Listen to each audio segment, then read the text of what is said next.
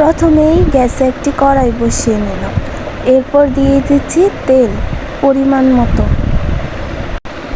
তেল গরম হয়ে এলে ঢেলে দিচ্ছি ব্লেন্ড করা আদা, রসুন এবং পেঁয়াজ কুচি। এরপর খুন্তি দিয়ে ভালো করে মিশিয়ে নিচ্ছি। কিছুটা হওয়ার জন্য অপেক্ষা করব এবং কিছুটা হয়ে আসলে কালারটা চেঞ্জ হলে আমরা দিয়ে দিব মরিচ, হলুদ, জিরে গুঁড়ো এবং হলুদের গুঁড়ো এবং লবণ।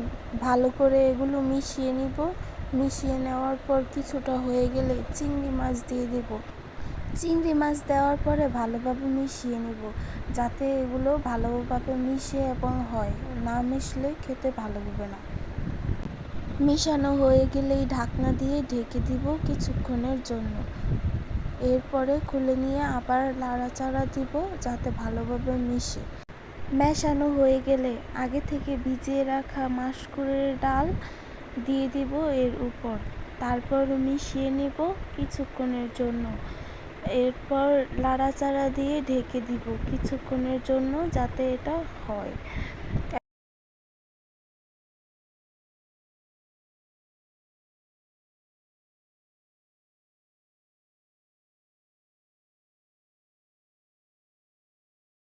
এরপর কিছুটা পানি শুকিয়ে আসলে এরকম হলে ঢেলে দিব পানি, পরিমাপ মতো পানি।